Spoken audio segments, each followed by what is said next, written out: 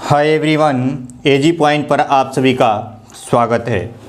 मैंने RRB NTPC और group D के पिछले 18 वर्ष के क्वेश्चन जो कि घटना चक्र बुक में दिए हुए हैं, इनके सॉल्यूशन की मैंने शुरुआत किया है और इसका आंसर के साथ साथ उसकी व्याख्या भी साथ साथ हम लोग करते चल रहे हैं। तो चलिए आज के सेशन की शुरुआत करते हैं। और आज के सेशन की शुरुआत करने से पहले एक बात मैं आप सभी को बता देना चाहता हूं कि आप सभी लोग डेली मॉर्निंग में एक टारगेट फिक्स करें, चाहे वह छोटा ही टारगेट क्यों ना हो, और उस टारगेट को अचीव करने में अपनी पूरी शक्ति लगा दें।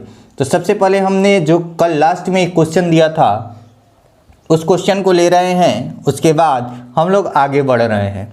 कल जो मैंने क्वेश्चन लिया था लास्ट में दिया था, जिसका आंसर आप सभी ने, कुछ लोगों ने दिया था और बहुत से लोगों ने इसके बारे में अच्छे से लिखा हुआ है।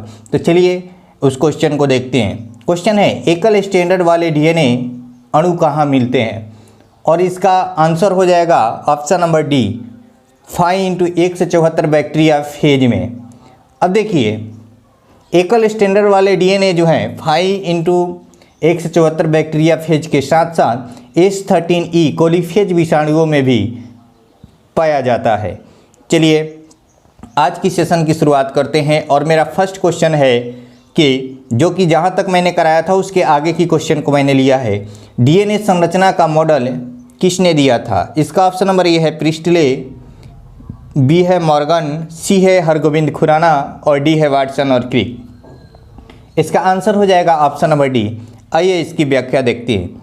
वर्ष 1953 ईस्वी में प्रसिद्ध विज्ञान पत्रिका नेचर में छपे एक लेख में जेम्स वाटसन तथा फ्रांसीसी क्रिक ने पहली बार डीएनए के द्विकुंडलाकार, देखिए डबल हेलिक्स मॉडल का हिंदी होता है द्विकुंडलाकार संरचना का मॉडल प्रस्तुत किया था। तो इस क्वेश्चन से हमें कौन कौन से टर्म को याद रखना है?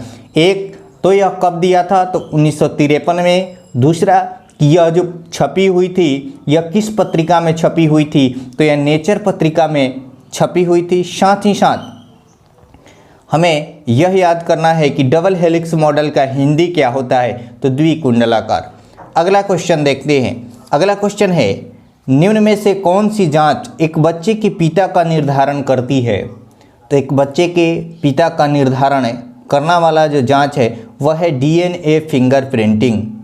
डीएनए फिंगरप्रिंटिंग जो है एक बच्चे के उसके पिता की जांच होने की बारे में बताती है। और मैंने बताया था इसके बारे में कि डीएनए फिंगरप्रिंट का केंद्र कहाँ है? तो यह केंद्र है आंध्र प्रदेश में। और डीएनए फिंगरप्रिंट जांच एक बच्चे के पिता का पितृत्व निर्धारण करती है, यानी इससे पता चलता है कि वह बच्चा जो है उसके पिता कौन है। चलिए अगला क्वेश्चन है, जीन का आकार होता है? तो जीन का आकार ऑप्शन नंबर ए में है नियमित आकार, बी में है सर्पाकार, अनियमित आकार के और त्रिशंकु आकार के। यानी जीन जो होता है कौन से आकार का होता है? आप सभी लोग इसका आंसर कमेंट में देते चले, क्योंकि यहाँ से क्वेश्चन और यह रिपीटिव क्वेश्चन है। जब आप क्वेश्चनों के सीरीज को देखेंगे तो आपको पता चलेगा कि इसमें क्वेश्चनों का रिपीटेशन हो रहा है। तो इसका आंसर हो जाएगा ऑप्शन नंबर बी यानी सर्पाकार। आइए इसकी व्याख्या देखते हैं। जीन जो होता है वह प्रत्येक कोशिका के गुणसूत्रों में विद्यमान वंशागति की इकाई होते हैं। प्रत्येक कोशिका में हजारों जीन होते हैं, एक कोशिका में लगभग हजारों जीन होते हैं। जीन जो होते हैं वो डीएनए के बने होते हैं। जॉनसन नामक वैज्ञानिक ने सर्वप्रथम जीन शब्द का प्रयोग किया था और यह सर्पाकार होता है। इसमें एक बात जरूर आप याद रखिएगा कि जीन शब्द का प्रयोग सर्वप्रथम किसने किया था? तो जॉनसन ने किया था। और जीन जो होते हैं डीएनए के बने होते हैं। जीन किसके बने होते हैं? तो डीएनए के बने होते हैं। ठीक है, इसको याद रखिएगा। अगला जो क्वेश्चन है वह है, किस आबादी में जीन में कुल योग को, किसी आबादी में जीनों के कुल योग को कहते हैं? ऑप्शन नंबर ए है जीनोम, बी है जीन समुदाय, सी है जीन बस्ती और डी है ऑटोसोम्स। इसका आंसर हो जाएगा ऑप्शन नंबर सी जीन बस्ती। किसी आबादी में जीनों के कुल योग को जीन बस्ती या जीन पूल कहा जाता है। इसका एक अन्य नाम है जीन बस्ती के अलावा जीन पूल भी कहा जाता है। चलिए अगले क्वेश्चन देखते हैं। जेनेटिक इंजीनियरिंग तकनीकी से निम्नलिखित में से पहले किसे बनाया गया? नंबर 1 है ट्रांसजेनिक बैक्टीरिया, ट्रांसजेनिक चूहे, ट्रांसजेनिक गाय और ट्रांसजेनिक बकरी। इसका आंसर हो जाएगा ऑप्शन नंबर ए, ट्रांसजेनिक बैक्टीरिया। आइए इसकी व्याख्या देखते हैं।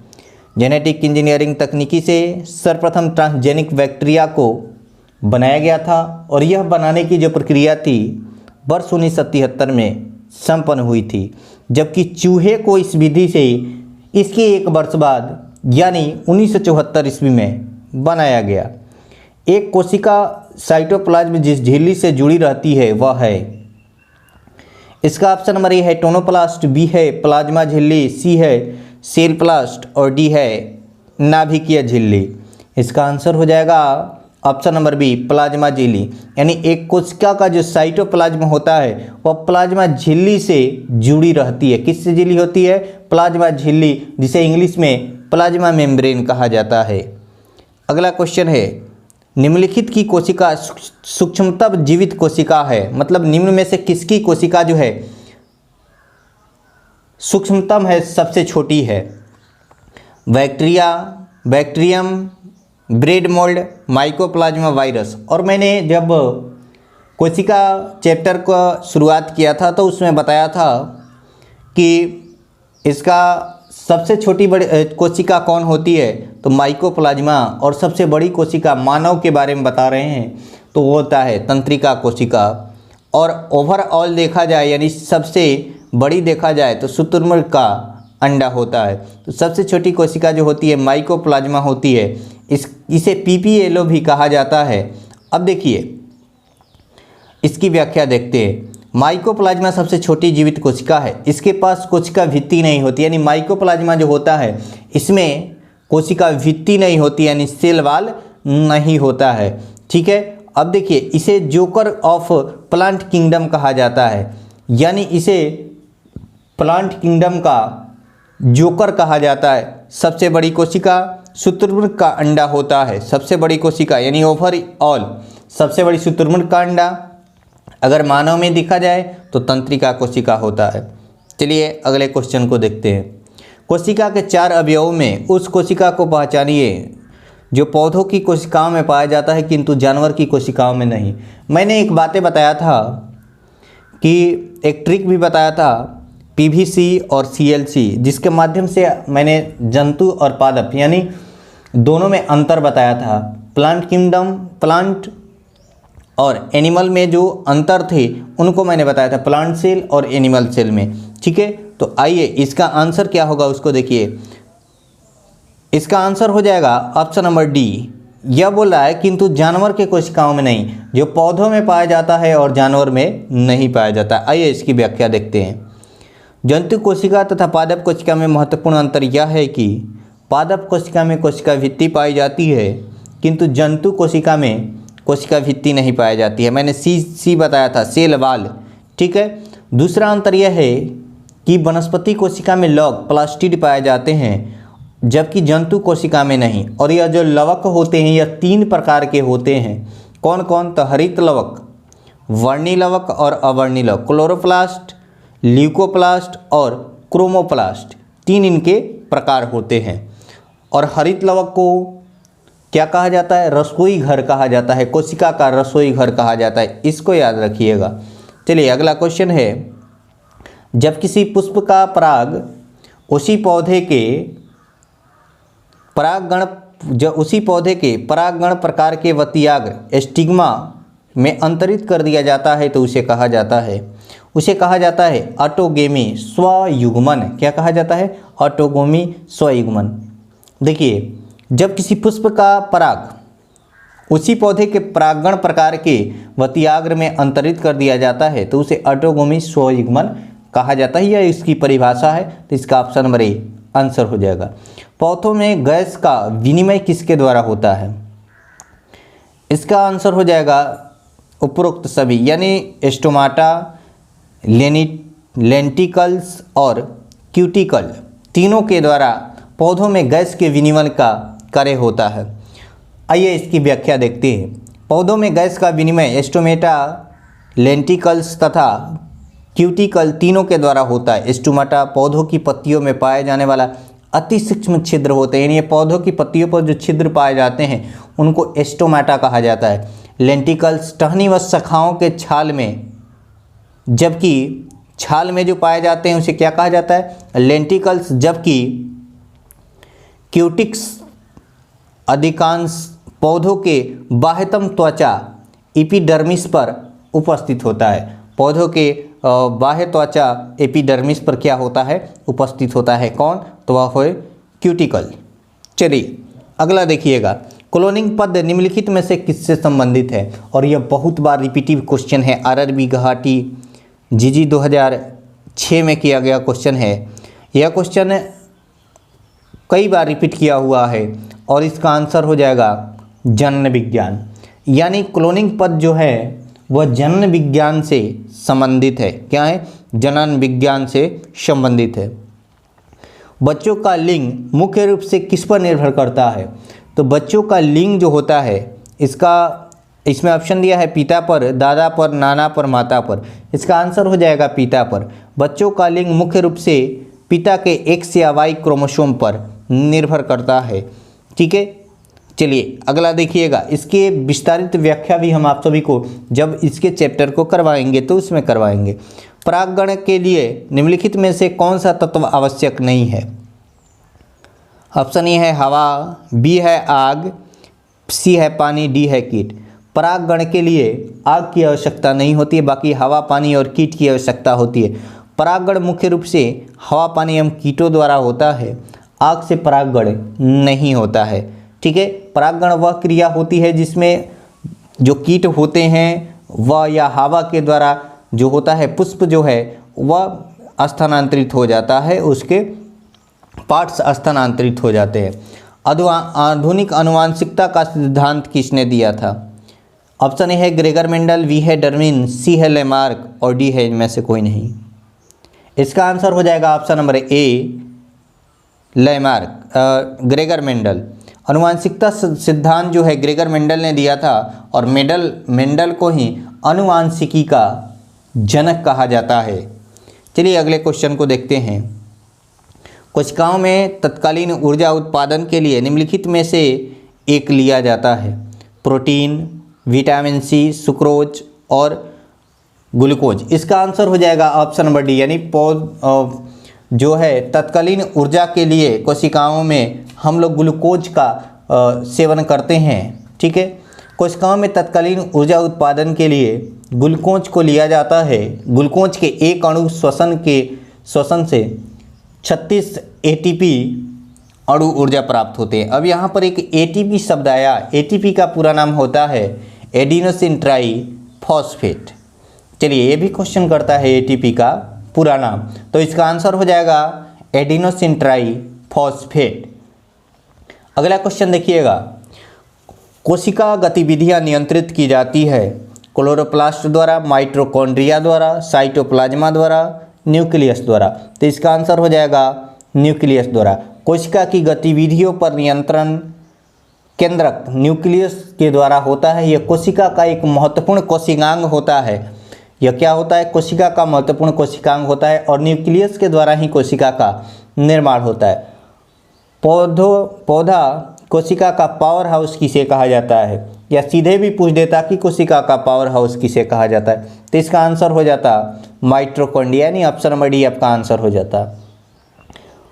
माइटोकॉन्ड्रिया को पौधों कोशिका का पावर हाउस कहा जाता है। माइटोकॉन्ड्रिया जो होता है वह दोहरी झिल्ली से घिरा होता है। इसके एंजाइम द्वारा कोशिकीय श्वसन होता है जिससे ऊर्जा पैदा होती है।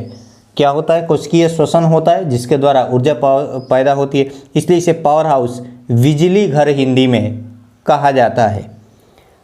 अनुवांशिकी, अगला क्वेश्चन है अनुवांशिकी इकाई है। इसका आंसर हो जाएगा जीन, यानी ऑप्शन नंबर डी। आइए इसकी व्याख्या देखते हैं। गुणसूत्र पर डीएनए की बनी वह अति सूक्ष्म संरचनाएं जो अनुवांशिक लक्षणों को धारण कर एक पीढ़ी से दूसरे पीढ़ी तक स्थानांतरित करती है, जीन कहलाती है।